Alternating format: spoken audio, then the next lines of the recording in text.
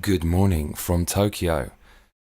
Nike has used Kamikaze as the face of their new controversial advertising campaign, which has received a massive backlash.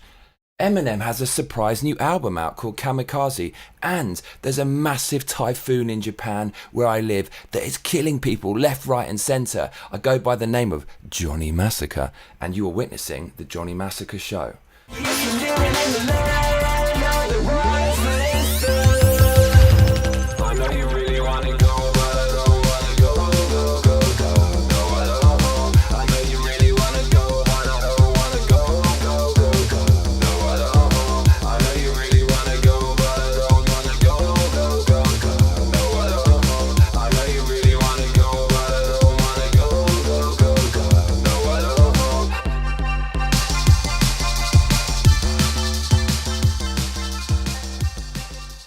How was that for charming? Has that caught your attention? What the hell is going on? Well, let me tell you. Kamikaze, terrible NFL quarterback, who was rated statistically the worst quarterback in the league at the same time as he started a political trend in the NFL where he got down on one knee and disrespected the American national anthem in the name of supposedly unfair police shootings against black people, is now the face of Nike. It's hard to believe. You see it again and again and again. Big blue chip companies going SJW. Okay, so let me give you my take on all of this, shall I? Okay, so Kamikaze. It's caused a massive uproar because he's a very polarizing political figure. If you're a conservative, you're going to hate this guy. He stands for everything you hate. He hates America. He kneels during the national anthem. He hates your country. He plays the victim. He says that he's oppressed because he's black and so on. And if you're on the left, you love him because he's a minority. He represents the oppressed. And he hates the country. So by picking him, Nike knew that they're going to polarize everyone. So the question here, as I said before, did they do it because they think they're going to make money from this controversy? Or has their own political self-indulgence blinded them and they've really fucked up? Wow, it's difficult to say, but I would guess that judging by other blue chip companies who've gone SJW and watched their shares tumble, and judging by the news which is saying that Nike's shares have taken a hit, this is clearly self-indulgence. And the real question is, why are these major corporations doing this and fucking themselves up? Don't give me this bollocks like they're all on some major crusade to make the world a better place. We all know these big corporations are unscrupulous characters. They are cynical. They will make money at all costs. They'll do it in any way that they can. None of them really care about these social issues. So why are they doing it? Are they bowing to pressure? And if so, where is the pressure coming from? Is it part of the pressure of the media, which is mostly left wing? Is it the fact that a lot of these executives are liberals and they've been lobbying for it to happen, and now that they're seeing other companies doing it, they're also doing it because they want people to vote left? I don't really know. Answers in the comments below. But Nike, the point is, Nike knew that this guy is a polarizing figure, and they knew that they're going to stir some shit when they put him as the face of the campaign. Other people have done it. Eminem did it when he came out and did a freestyle caning Donald Trump. His album failed to go viral, ironically called Revival, and no one's talking about that album. And it seems to be the same here with Nike. And we just saw it with EA. I mentioned this on my last show.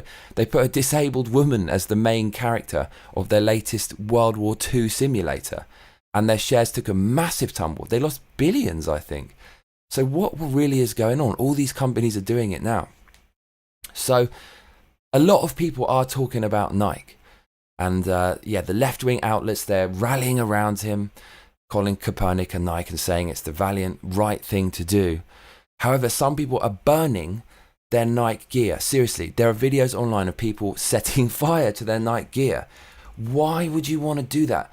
Nike can appeal to everyone. Kids, teens, people in their 20s, 30s, for even like old people walking around in pajamas or sportswear. You can appeal to everybody. And isn't sport about appealing to everyone? Isn't that the one thing that unites us? Right? We can all get together when our national team plays and put our arms around each other and hug and kiss a stranger when our national team scores a goal. Why then would you brand your sportswear to polarize people when the very reason your sportswear exists is supposed to bring people together? I know that sport does make people very tribal and fight each other, but also it brings people together. And I don't think it takes a genius to work out that when you advertise something, you want to make it positive, you want to make people feel good, and you want to bring people together to buy your product. You don't want to say you buy it and you don't, unless the people buying it make up the lion's share. But honestly, since Donald Trump got voted into power, that means at least half of the country are against Kaepernick because he represents the liberal left. So I cannot understand the psychology of this move. It's just completely and utterly bizarre, don't you think? Wouldn't you say? This has really brought a new hashtag to the fore, which is Get Woke, Go Broke, which is completely summarizes what I just said about EA going SJW, Nike going SJW, Eminem going SJW, Ghostbusters going SJW, Star Wars going SJW. When you do this, when you go woke, you go broke.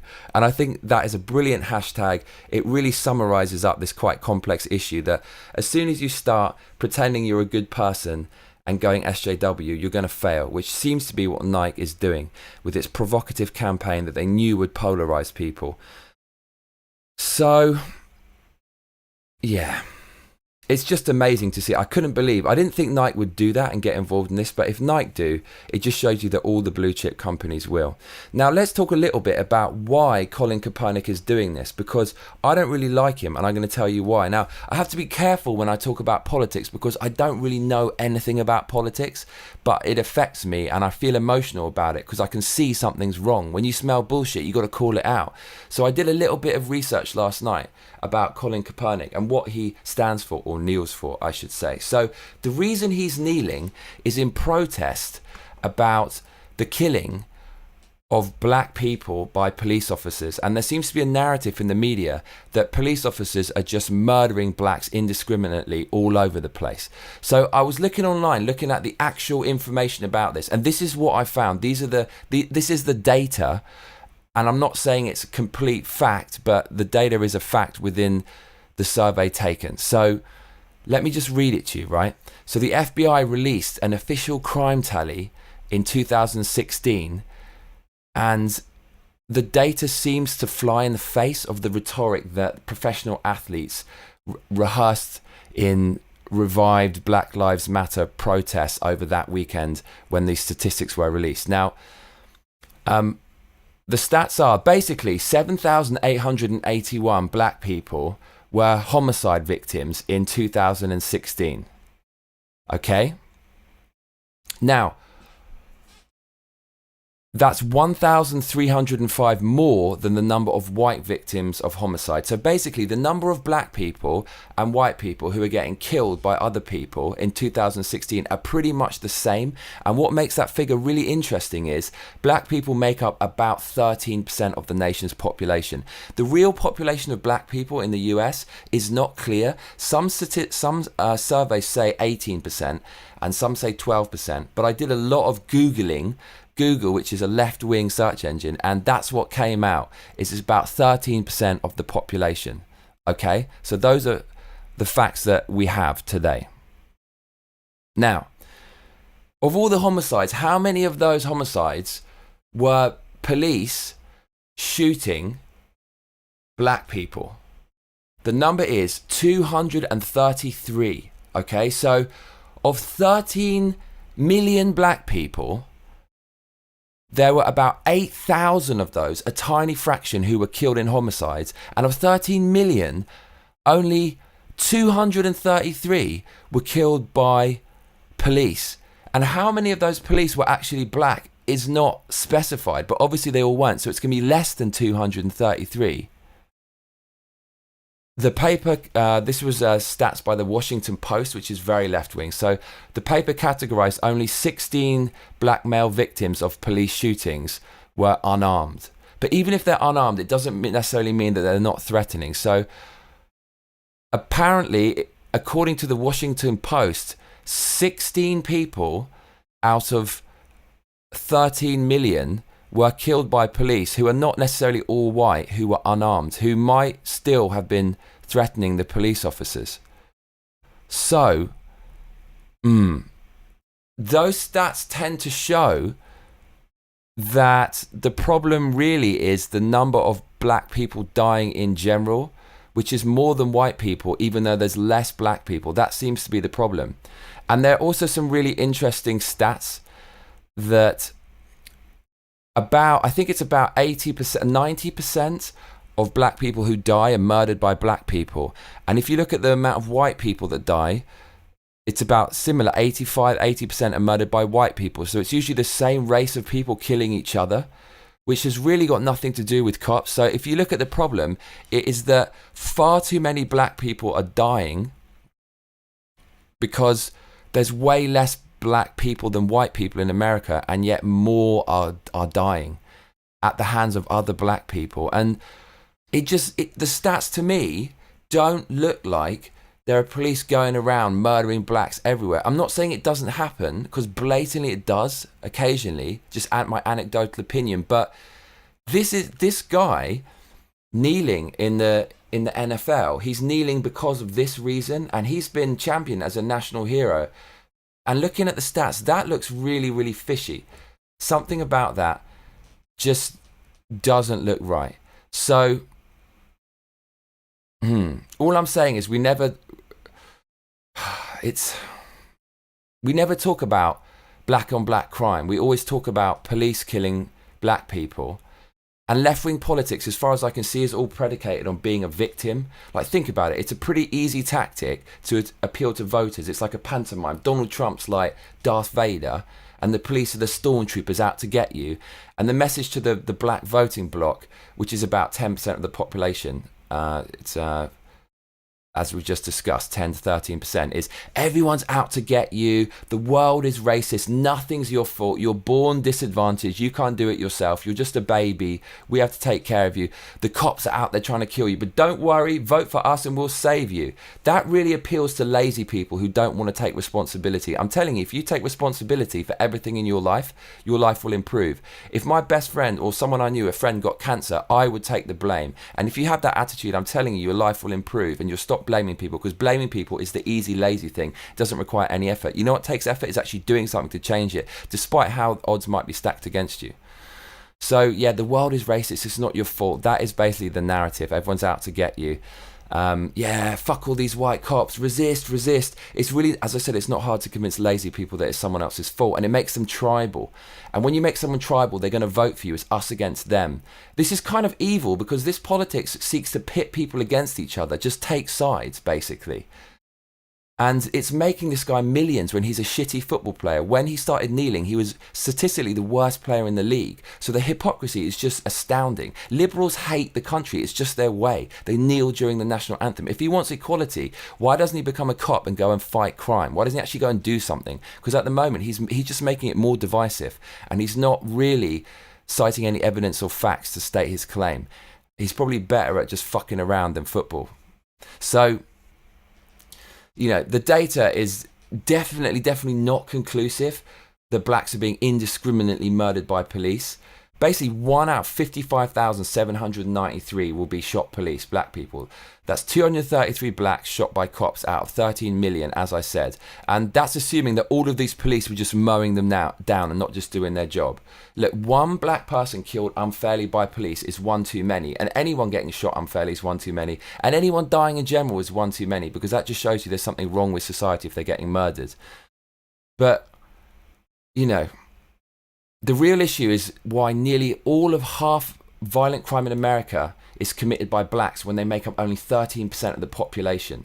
Is it because blacks statistically will live in poorer areas, more disadvantaged areas? That's a debate for another day, and something I don't even know about and that I'd like to be educated about. But that is what people should be kneeling for, because that is messed up. And that is the problem. And that's going to be difficult to stop. And we need to. I guess having more stable families, having an ever-present father, better education, these kind of things. These are the things we should be kneeling for. But these are arguments for another day. But that's a glaring statistic. And for me, that's obviously the root cause of the problem here. And look, going back to Nike, is this for money or is this political or is it a bit of both? Because maybe politics and money are intertwined. But I think if it's for money, it's a bit misguided because, Ghostbusters and Battlefield are good examples. Investors don't want negativity or share drops. These people really think what they're doing is right, perhaps, Nike, if it's political. Socialism looks amazing on paper, doesn't it? But in reality, it's a dictatorship and an abuse of power. If you give someone the power to silence people or have their voice heard in an instant in the oppression Olympics, then you will see an abuse of power like you will with Kaepernick and all these other SJWs, because otherwise, what voice do they have? Nothing. They can instantly shut you down and feel part of a group by calling someone out. And these are politics that Obama and Hillary Clinton fucking created. Even after Hillary lost the election, she came out and blamed it on white people. Stop categorizing people like this. It's fucking annoying. Stop blaming races. It's really, really, really annoying. We need to look at the stats. We need to come together and be reasonable and mature about this and not be tribal if we're ever going to solve this kind of stuff. So, yeah. I mean, NFL has a serious problem with declining viewership. A massive, massive, massive problem. And it's funny, I never thought Nike was an SJW. But I guess most of these huge companies are. So that's all I have to say about the fucking Colin Kaepernick Nike controversy, which is just insane. I cannot even believe it is happening.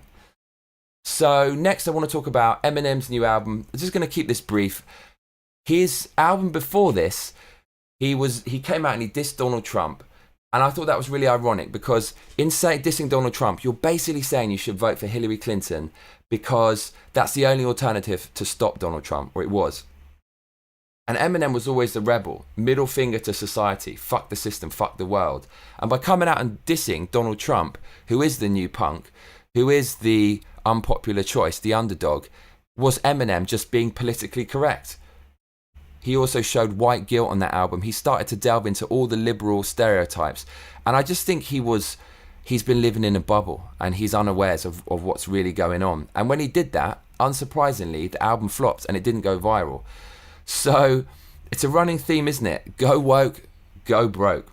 But now Eminem's come out with a completely different album. He didn't promote it like the last one through the traditional channels with the big ad campaigns and so on. He just released it with no news or info. Isn't that ironic?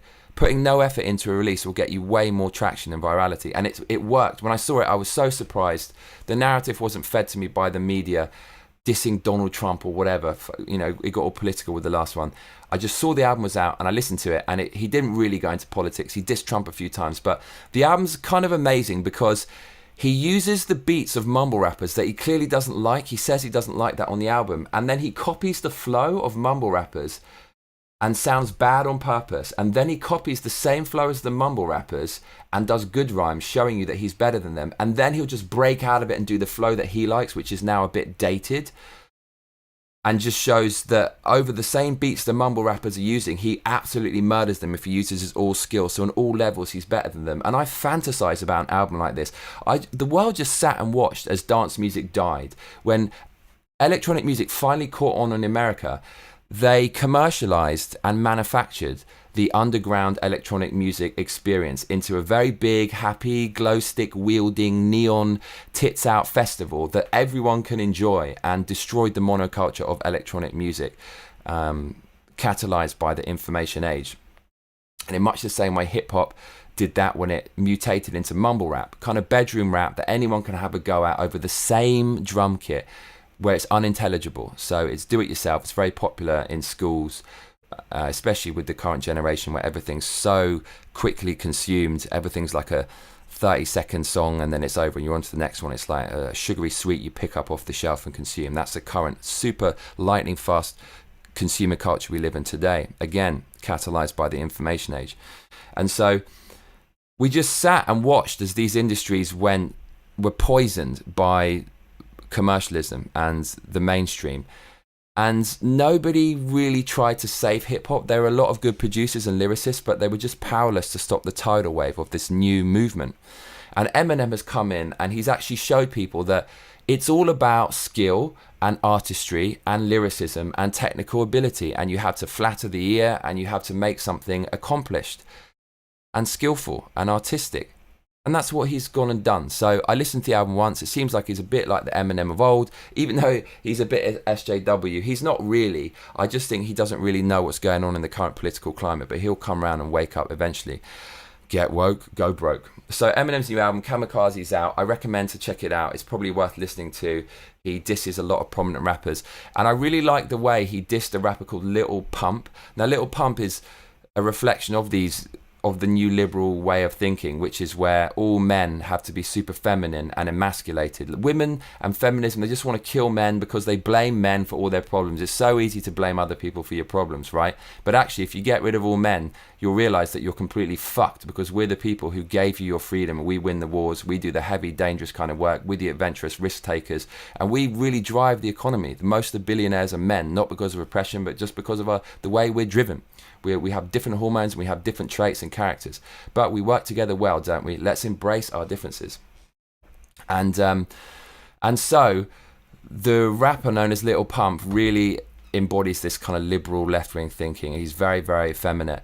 And when Eminem dissed him, he came out and said, I deserved it, just like a typical kind of cuck man who will let his girlfriend be fucked in front of him and apologize for it.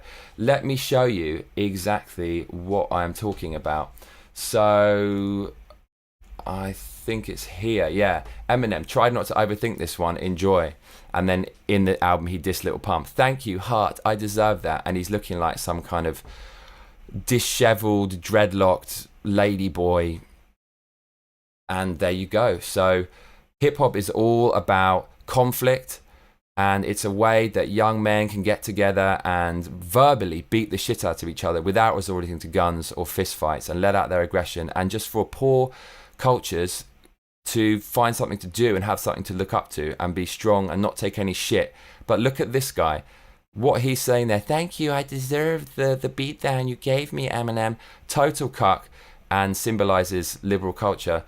This is why it's great that Donald Trump, I think it's great that Donald Trump got into power, because he's just exposed how rotten the media is, how left-wing it is. They're all freaking out. They're all desperately trying to get him out of office. And in the process, they're exposing how corrupt the media is and how brainwashed everyone is and how intolerant everybody is.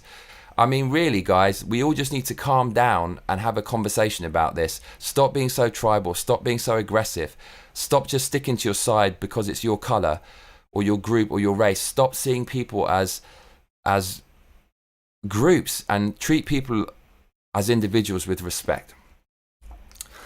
Moving on, one more thing that I want to talk about is the typhoon in Japan. So I don't really know much about this. I'm kind of proud that I don't know about it. When people ask me, I pretend that I'm really cool and no danger phases me, and I didn't even know there was a typhoon. But my dad sent me a message and he said, are you all right? And my mate Derek from America, who stayed in one of my Airbnbs back in the day when I had a Batman Airbnb, don't ask, he asked me if I was all right. These are the two people who asked me if I'm okay. Mum, where's your message of concern? And my other friends, oh fuck, I don't have any, always in this room. So let's have a look at this typhoon. Let's see what's going on, shall we? I don't really know that much, but we can watch this video. I hope it's not too loud because I think you're going to get some sound, but listen. Typhoon Jebi, the impact in Japan left tens of thousands of people without power. I just don't have the power, Captain. Not appropriate to make a joke now, is it, with all these people dying in the sea? Strongest storm in over 25 years. 172 km/h winds. That's... holy shit. Actually, whoa. That looks crazy. Fucking hell, mate. The whole roof's come off. It looks like cardboard. It looked like a piece of paper. Mate, there's like shit flying around everywhere. My goodness. Okay, the sea is coming into the town. Everything looks abandoned and there are no people in sight, obviously, outside. They're all trying to take shelter. flood warnings, landslides. Man, buildings collapsing. Holy shit. So I wonder if this is going to come to Tokyo. I hope not. Well, in Tokyo, the buildings are earthquake proof, so I'm sure they'll be wind proof. But look at this geezer. He's got some video down there. Some Japanese bloke. 8 million views. Some bad shit's going to happen. It all looks fine right now. Definitely some crazy oh shit. They're in some huge commercial complex. And something's falling down. Get some sound. I'm not really sure exactly what's going on there, but something fell down. Some people definitely could have died there. But in this station, this is the fucking station. There's huge bits of the structure falling off the roof onto the floor. That would just flatten someone. All the wind is just coming straight into station. Whoa, look at that. Fuck, that could have killed someone. Glass and everything. Bloody hell. That's pretty serious. Okay, so fucking hell, man. Yeah, there's a really serious typhoon. I did go outside yesterday and it did blow me around a bit in Tokyo, so I do wonder if it's coming. The good news is that means no one will be in my gym. So I will hit the gym today. Okay, so you can see I'm not really interested in the news right now anymore. I hate the news, as Roger Rabbit once said. So let's talk about my life, what's going on in my life. Okay, first of all, I want to talk about my closet. I had a big closet here. Some of my loyal fans will know it was behind me. I finally got rid of that beast. In Japan, throwing that shit away is called so dai gomi. Gomi means trash. Dai means big. So, I don't know. But you have to go to a convenience store. See, convenience stores are the hub of all life. You can do anything in a convenience store, barring getting a hand job. You do throw away your so dai gomi via the convenience store. You get the trash sticker from there and then you stick it on this item you're going to throw away, and then you organise for it to be collected. And unfortunately, it takes them like 2 fucking weeks to come and collect it. And I asked the maintenance guy, every Japanese residence has this like old kind of drug-addled maintenance man staggering around the entrance.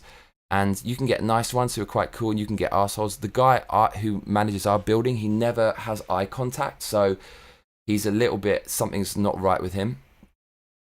And he will grass you up, he will snitch on you and rat on you if you do something wrong to the building management. And I asked him if I can put this fucking beastly wardrobe somewhere in the building because I don't want it in my office, my studio. And he said, yeah, so I put it in there. And me, over the last 2 or 3 days, I've been trying to get this music video finished, so my life is shut down, everything, even personal hygiene, mate. I'm fucking sleeping in my own filth right now.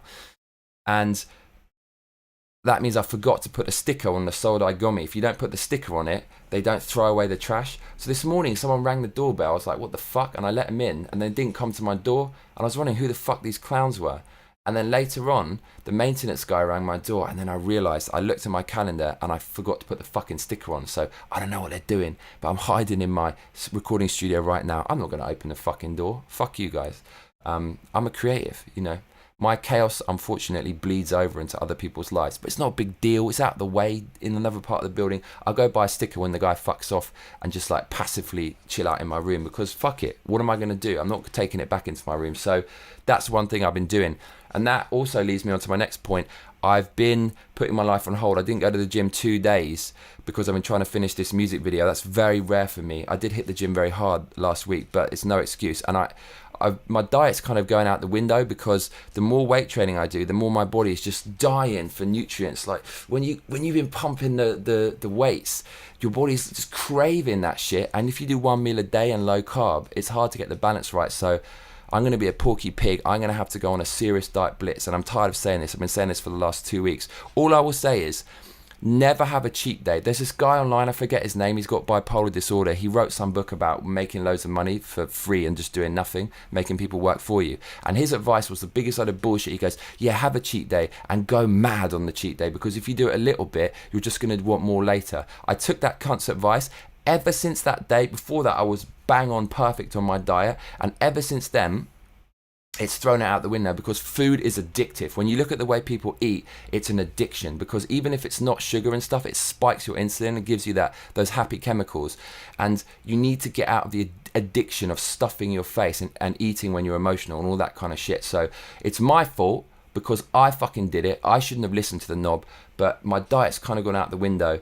And when you're making music, it's really hard to, when your diet's kind of a bit iffy, to kind of have a good circadian rhythm, get out of bed at the right time, eat properly. So I've got to get my life back in order. I thought I'd do the Johnny Massacre show today, and after that, it gets fucking serious. So yeah, I've been working on a music video. My diet's gone to shit. You can listen to the music video right there. It's called Most Impressive. If you like Star Wars, you're going to fucking love this music video. I just wanted to show people that I understand the spirit of Star Wars far more than Ryan Johnson, Kathleen Kennedy, and those other get woke, go broke motherfuckers over at Disney. So have a listen to the song, the music video. Check out my music production skills. I also mastered the record and I edited the music video. So I am very proud of that indeed. It's my girlfriend's anniversary tomorrow. It's been 2 years. I need to get her a present. I hope she doesn't fucking watch this show, because she's a real little hothead and she'll be pissed off that I haven't planned out some kind of white and pink rose path on the way to Disneyland, also flanked by hordes of cheering admirers that I've paid to be there, and presents so big that you could get inside the box and have a little orgy in there. Yeah, that's pretty much it for today. There's plenty of other things I could talk about, but I think I've done enough ranting, especially politically. Let's go on to the mailbox. So today's not a question. Today's kind of physical. What did I get in the mailbox? I got these motherfucking socks. A little bit small, but they actually do fit on my foot. When I got these in the mailbox, I was wondering why I have some socks that are telling me to fuck off. An anxious person would think someone's out to get them, but I just waited until my brain clicked into gear, and I realized it's from one of my fans. This is from Leo Gan, who animated my brain lock video. And what a lovely present she sent me. I've also got a jacket that says fuck you on the sleeve, so I can wear my socks that say fuck off, my jacket that says fuck you. I do like this, because how many times every day do you want to say fuck off to some random cunt? In Tokyo, it's a lot. There's so many people knocking around, so overpopulated. People with a big ego, like me, just want to say this all the time. But now I don't have to waste my breath. I will just put my stinky socks in their fetid, halitosis-ridden salaryman breath, and they will get the message. So, mwah, thank you, Leo Gan. Appreciate it. Something I'm loving now. All right, something I'm loving now. Something I'm loving now is looking at unicorn desserts. Even though I don't eat desserts, I guess I can vicariously eat them through the picture. And there's a trend with just brightly coloured shit. I love brightly coloured stuff. I love hot pinks and hot greens. You see all this shit around me. I really like it. And I'm sure this trend is about to die down because it started a couple of years ago. But I'm really, really into all of the unicorn desserts and stuff.